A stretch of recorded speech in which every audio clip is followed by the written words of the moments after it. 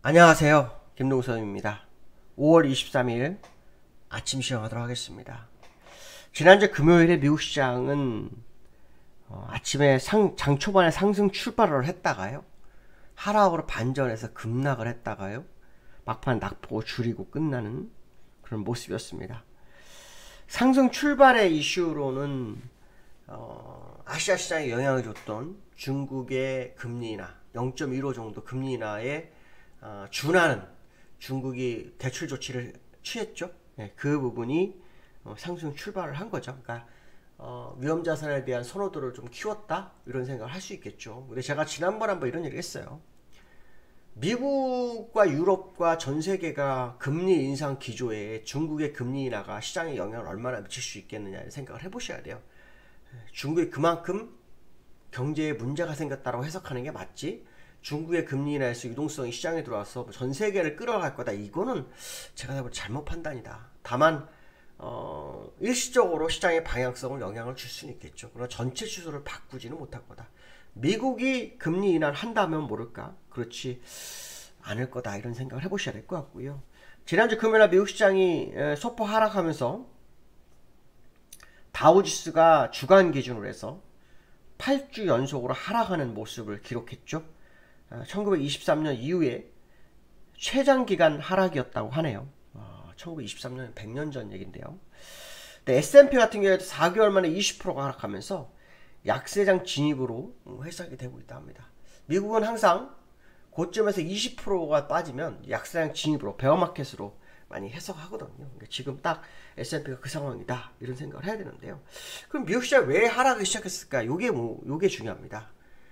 이 인플레이션 우려가 컸다라고 생각하죠. 그러니까 인플레이션 올 때 경기 침체 가능성. 아시겠지만 미국은 서비스 산업이 중요하죠. 그리고 판매, 소매 판매, 이런 거 되게 중요합니다. 그러니까 소매 판매에서 서비스업 뭐 이런 것들 되게 중요한데, 특히 인플레이션은 소매 판매하고도 굉장히 영향이 맞추죠. 그래서 지난번에 그 지표가, 소매 판매 지표가 0.9% 증가했다 그래서 환호를 했었죠. 근데 그 다음날부터 아시겠지만 월마트라든가 타켓이라든가 뭐 이런 기업들 실적 발표가, 소매 업체들의 실적 발표가 있었어요. 근데 굉장히 안 좋게 나왔거든요. 근데 지난주 금요일 날도 로서 스토어라 그래서 이 소매 업체, 의류 소매 할인점이 있어요. 이 기업도 실적 발표인데 굉장히 안 좋게 나온 거죠. 그래서 이 로스 스토어가 22.7%가 하락하면서 미국 시장을 흔들어 버렸어요. 그러니까 지금 미국은 인플레이션이 현실에 다가와 있는 상황이다라는 것을 알려준 거죠. 그렇기 때문에 미국 시장이 지금 상승이 쉽지가 않다. 그러니까 인플레이션이 지난번에 소비자 물가지수가 8.3이 됐지만 유가가 100불대거든요. 110불대 근처에 있거든요. 근데 절대로 이게 쉽지가 않아요. 유가가 110불 넘어가면 인플레이션은 9 갈 확률이 높아요. 지난주 목요일인가요?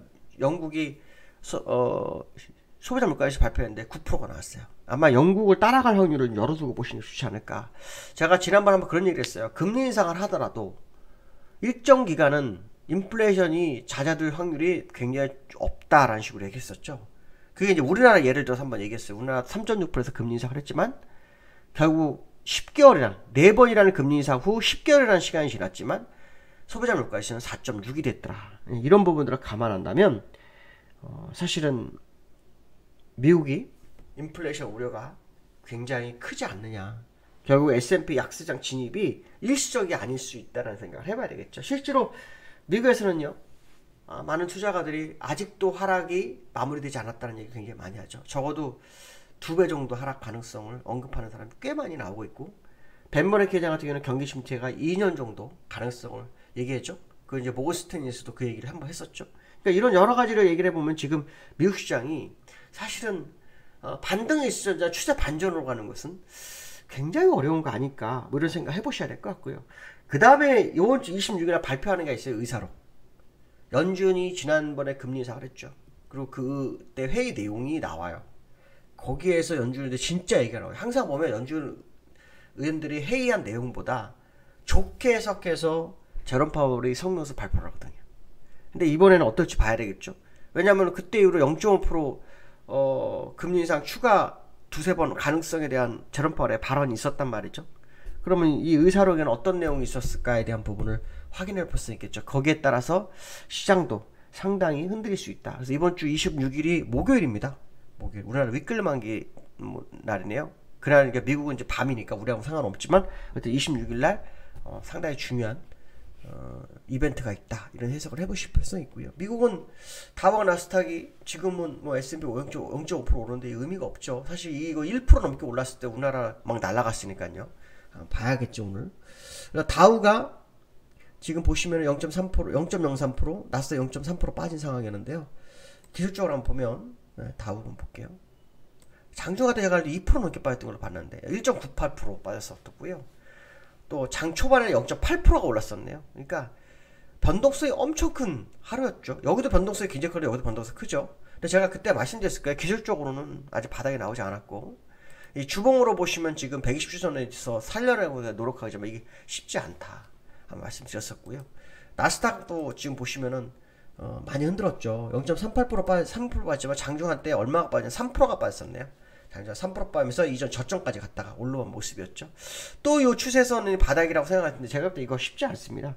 지지 어려울 수 있다는 생각 한번 해볼 필요성이 있고요. 그래서 추가적인 상황은 좀 더 시장도 확인해 봐야겠지만 쉽지 않은 국면에 있는 미국 시장의 흐름은 맞다, 이런 생각 해볼 필요성이 있고요.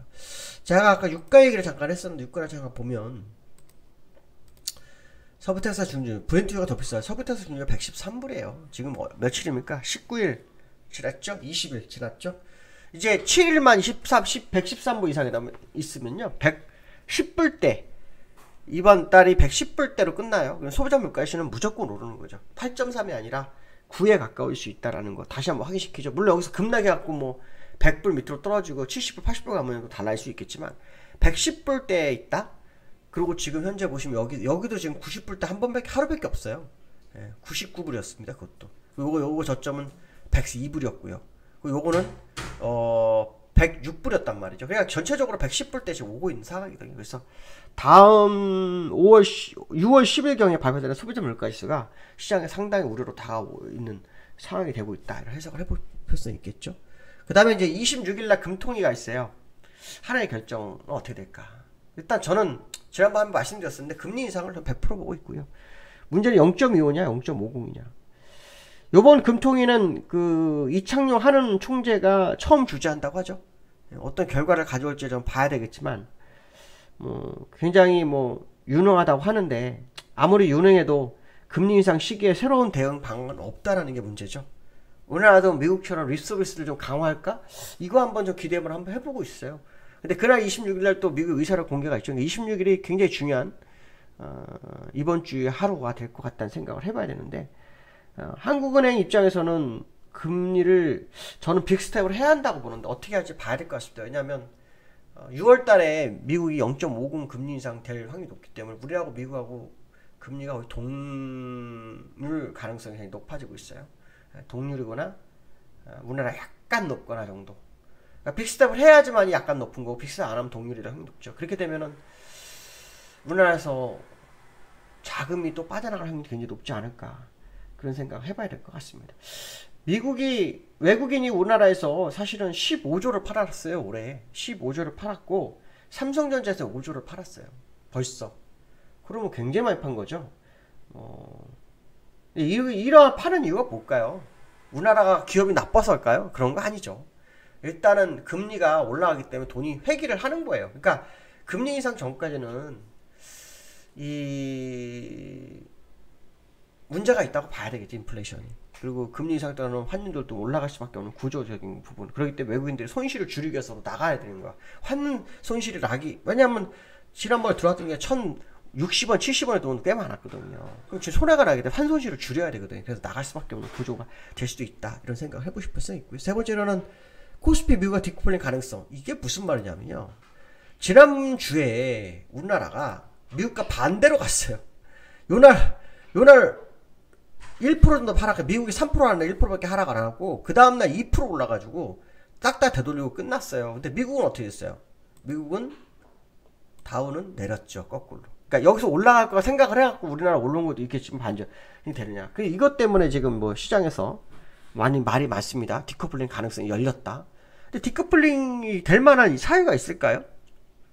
물론 새 정부가 안보의 안정감, 그 다음에 미국과의 경제적인 동맹, 이게 상당히 의미가 깊지만 전 세계 흐름이 정해져 있는데 그 흐름과 역행을 할 수 있을까에 대한 생각을 한번 해보셔야 돼요. 그래서 저도 이 부분에 대해서 굉장히 고민이 많은 상황인데, 저는 세계 흐름을 따라갈 수밖에 없는 것이 시장의 모습일 거다. 그게 정답이지 않느냐.